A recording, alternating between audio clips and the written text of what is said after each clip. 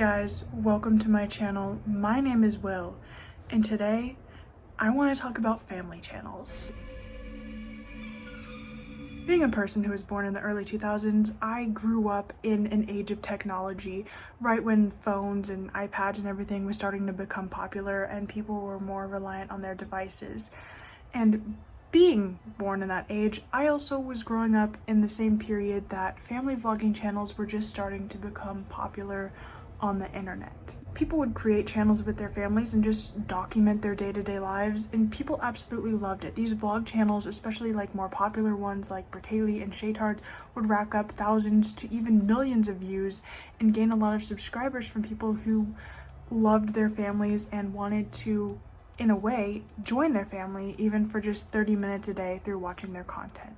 I remember when I was a kid, I thought the concept of being a vlogging channel was so cool that that's what I dreamed of doing one day, and I decided to start creating my own little vlogs with my friends, even making my own little intros based off of the intros of those channels that I watched. However, as popular as family vlogging channels once were on the internet, over the past couple of years especially, people have started to realize just how problematic the idea of being a family vlog channel really is. Even if the children do enjoy the content that's being made and do enjoy filming video, it's hard for a young child to really consent to being online and understand what all of that means. And as these channels have been getting bigger, the content of these channels has mostly switched from being more like people filming their day-to-day lives, doing normal things that people do around the house.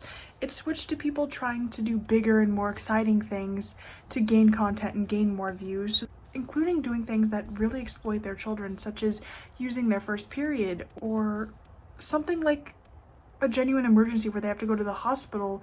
They're taking that and using that as a clickbait title so that they get more views on their video. And the family vlogging channels also predominantly focus on the kids of said channels, but the parents of these kids are the ones who are earning all of the profit from what their kids do. This has been a big thing on YouTube for several years, but when TikTok started becoming popular, a lot of parents would do similar things on TikTok, just in shorter videos. Family vlogging and family accounts have just become a really toxic and exploitative thing for the children involved, and it's really disgusting, and it negatively affects families and kids in various different ways. A lot of the child-focused videos on TikTok have an alarming amount of saves, which obviously aren't from people who just find the videos cute. It's from predators, and parents have just opened the doors for predators to find their children. A lot of bigger family channels have also just been known to get into controversies. I know two channels I used to watch growing up were Shaytard's and Sam and Nia, and both of the husbands on both of those channels have been accused of cheating on their wives, both of which admitted to doing so online and made a video claiming that they'd since been forgiven by their wives and by God. I've sought forgiveness to God, and He's forgiven me. So I've been completely cleansed of this sin. Now, it's not my place to discuss the integrity of these people's relationships. Maybe it is something that they can move past in a healthy way and overcome themselves. But I do find it incredibly sad that it's now online for thousands of people to see. Being in the public eye is always going to be a risk. One of the hugest risks being that secrets can always be dug up and uncovered and put onto display at any given time. And of course, depending on the secret, it can shatter the perfect family image that's been created and even ruin an entire channel and the profit from the channel. And of course, it sucks for the kids too, because now a million people might know that Bethany's daddy was cheating on Bethany's mommy, and now they're going through a messy divorce, which is only opening the door to more torment for the children involved in these situations. Now, I'll give credit where credit is due. A lot of these families who were posting their children even a year ago have realized how problematic it is and have shifted their content to be more focused on the parents themselves, and they'll find ways to mention parenthood without exploiting their children too much or without showing their faces online. But of course, there are those few channels who won't take a hint and just keep over-posting their children to get more views on their account. However, as bad as the exploitive content has been, some channels have gone further than just that and have produce some downright creepy and abusive things. Today I want to primarily focus on two different cases that I've found disturbing for different reasons, one being a YouTube family channel, one being a family account on TikTok, and just sort of discuss the dangers of being so online. The first channel being 8 Passengers. 8 Passengers has been under fire in the media for years now and been being put on display for their mistreatment of their children, particularly the 2 youngest children and the oldest son, Chad. This channel was also just being called out for exploiting the females, always making comments about their bodies. A lot of people were talking about the mom of this channel, Ruby, and how problematic she was in various different ways. Of course, recently things have took an even more dramatic turn that led to the arrest of Ruby. Ruby has done several horrible things that she's openly and proudly admitted to online, such as denying a 5 or 6-year-old child lunch because she forgot to pack it and wanted her to learn a valuable lesson. She said that Eve did not pack a lunch today, and can I bring a lunch over to the school? But I responded and just said, Eve is responsible for making her lunches in the morning, so the natural outcome is she's just going to need to be hungry. And hopefully nobody gives her food. Sending her oldest son to a wilderness camp and then making him sleep on a beanbag chair upon his return. Her kids have openly admitted on camera that they didn't have friends and they didn't really have a social life. You can play with friends. No, like I don't have friends. I don't have friends either. I literally like told my friends I'm not hanging out with them anymore Because they say some pretty messed up stuff. Bragged about how her kids don't really have privacy and how nothing was really theirs in her house. She was constantly taking digs at all of her children's bodies and disregarding any mental health concerns that any of them would display. Oldest daughter of the family, Sherry, had since moved away from her family and openly talked about how she was in no contact with them because she realized just how extreme and horrible their ways were. Like, some things within my family were happening that I started to question, like, I don't know if this is okay. Like, I don't know if God would actually support this. Like, is this really the gospel? And so for a long time, for like 7 months of my freshman year in college, I was just debating. I was like, I don't know what to believe. And for about a year or so, the 8 Passengers channel was inactive, but all of the content was still online for everyone to see. While away from 8 Passengers, Ruby primarily switched her focus to a shared channel called Connections with her business partner, which was a woman named Jody Hilbrandt. Jody was the creator of the Connections Classroom, which was supposed to be like a parenting advice group that focused on like mental health and things of that nature. However, both Jody and Ruby had said very alarming things on that account. If you do that, then your child's not going to love you. Well, exactly. I'm just revealing that my child is refusing to love unconditionally. I don't want anyone in my life who's not going to be loving. So if my child will only love me if I give them what they want, then that's not really love. Including using pain as a teacher and even implying that sexual assault is the victim's fault because they had to do something to put themselves in that situation. I believe the date was Wednesday, August 30th, when Ruby and Jody were both arrested for multiple counts of child abuse after Ruby's youngest son, Russell, escaped to a neighbor's house and asked for food and water, and duct tape was found around his legs and his arms. Further news reports had stated that Russell and the youngest of the family, Eve, had been, locked up in the basement of Jody's house while the other children were with Ruby. But Ruby had been in the house and knew of the abuse going on because she posted a video from Jody's house just a couple days prior to the kids being discovered. It was revealed that these two were kept away because Ruby basically believed her 2 youngest children were evil and should be kept away from other children at all costs, which isn't the first time that she'd mentioned things about her 2 youngest children. She'd often implied on her channel that Eve was a problem, and she'd also often shown signs of neglecting Eve, such as finding her in a bathtub fully clothed when she was only a few years old at most. Also, during the holiday season of 2022, Ruby had also publicly posted online that Eve and Russell weren't going to be receiving Christmas gifts like the rest of her siblings, and all they were going to be given was the gift of love, because she described them as been showing large amounts of selfishness and been displaying egregious behavior which needed to be dealt with. so she then filmed their Christmas where the older kids were opening gifts while the younger two just had to sit by and watch. Now, she didn't get too in depth on what this egregious behavior was, considering the fact that her oldest son had to sleep on a beanbag chair because he made a joke with his brother that they were going to Disney when they weren't.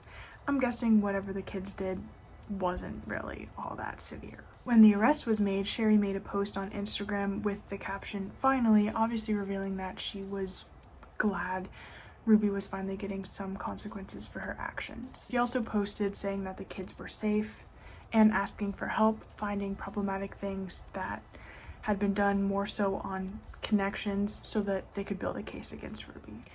And looking at the channel, it is truly disturbing just how long Ruby and Jody had gotten away with this behavior before any actions were made against them. Sherry herself even stated in a post that they'd been trying to get help from CPS and police for years on the matter, but this was really the first time that they'd been dealt with. When Ruby first started posting on YouTube, the family was met with a lot of love and support, and people loved watching her content.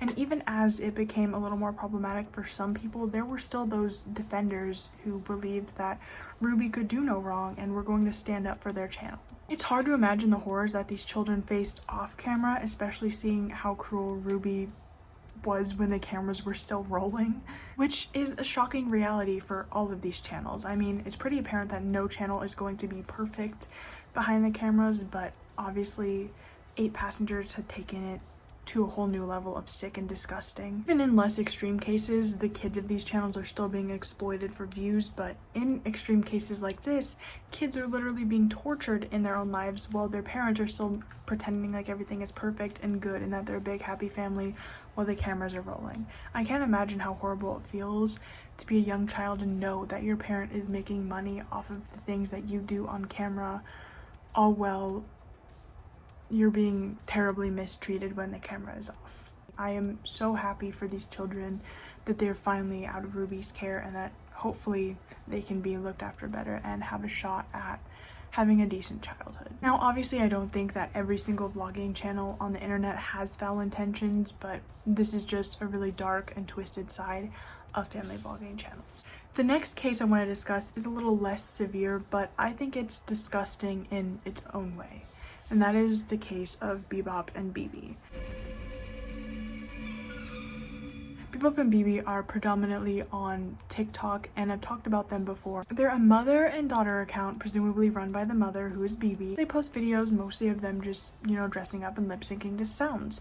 It's pretty wholesome and innocent content, but there is something dark going on behind the scenes that people have been trying to figure out for several years. The content itself is mostly innocent, but the problem people have been seeing is they've been making claims that Bebop and Bibi are actually victims of a kidnapping and that they're being held hostage and being forced to make these videos. People started asking them to slip signs into their videos if they needed help, such as commenting things like "wear black in the next video if you need help," or "put a heart in the caption if you need help." And lo and behold, the next video that would be posted would feature exactly what the comments had requested. So people kept building up these large speculations that Bebop and Bibi were in danger. People also began making claims like saying the bedroom door had a lock on it, or it looked like there was a speaker in the corner that could have been giving them instructions, and even making claims saying that, the room that they most typically filmed in, which was Bebop's room, was most likely just a set for filming videos because it didn't look, actually used. And a lot of people to this day still believe that they're in danger and still keep up with these comments that imply that these two are in danger. However, when looking at the situation, if they really were in a situation and all of these comments were coming through, you'd think that their kidnapper would be a little smarter than to allow them to keep posting content, let alone content giving away information that they were in danger. I don't know about you guys, but if you really wanted to keep somebody and use them for money, I would be monitoring the comments like crazy. A person most likely would be a little smarter than that with their dirty work, than to be like, "Oh, okay, I'm seeing all these comments on the video I forced you to film. They're saying wear red in the next video if you need help. Great red dress, by the way. I think it's perfect for the video you're posting." I don't think that would happen. I don't think anyone would be that stupid if they were really using these two for such a cash grab. I think Bebop and Bibi are just making content and doing what the comments say because it gets them more views and it brings more attention to their account. fact. It's also been proven that a lot of the comments actually are after the fact. Like, they'll post another video and then people will go back to the previous video and comment things like wear black, already knowing that they're wearing black, just to keep up the image that this family is doing things. And people don't really check the dates that deeply to see, so they just see wear black in the next video, they're wearing black in the next video, they're like, oh my god, they're in danger. I need to closely inspect this channel to offer my assistance from the other side of this screen. People dive into this like savior mindset and they want to help, and so they view the channel, which ends up being beneficial in cases like the Frankies, because now there's tons of content online that's been saved from concerned people who can pull this content now and help build a case against Ruby. But in cases like Bebop and Bibi, it's just giving them what they want. It's just giving the account more attention, and it's just creating false problems that don't exist. I genuinely don't believe that Bebop or Bibi are in any danger. I think they're just, you know, living in the sweet, sweet cloud. Like, I know that a lot of family vlog channels are notorious for using extremely clickbaity titles of their children, like, oh my god, my kid's in the ER, oh my god, my kid broke his leg, oh my god, my kid got stabbed. Like, there's several things that parents post of that nature, but feeding into the image that you and your child are potentially kidnapped and being held hostage is huge. It's not even a joke anymore. It's something terrifying. Like, imagine being this 10-year-old child and you get a hold of like the account and read the comments, and you're seeing a bunch of people thinking that you're kidnapped and that you're unsafe, and then just seeing your parent playing into it by doing what the comments tell you to. And in my personal opinion, whether the implied lack of safety is implemented by the parent or not, I still wouldn't want information going around with the implication that my child is unsafe or in danger, unless that information was genuinely being used to help a situation that actually needed help. I wouldn't want to even attempt to spread any false information that my child might be in danger or being held hostage. They're taking what could be perfectly fine, wholesome family content and turning it into something more dark and twisted just because it racks more views onto the channel. And this is what a lot of these channels do. They have a chance to just make content that a lot of people want to see, but they have to milk every inconvenience to an unnecessary length just to try and get more views. And in a way, it's becoming a competition to see who can have the most exciting channel, who can do the most exciting stuff. And it's not even as real or as fun as it used to be.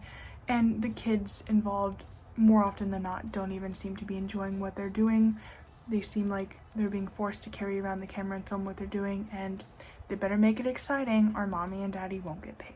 It's honestly disgusting. Being a creator can be fun, and I know a lot of people enjoy it, having it as a career, but when you drag children into it and force them to make the money for you, that's when it becomes a problem, especially when the content becomes dark and disturbing and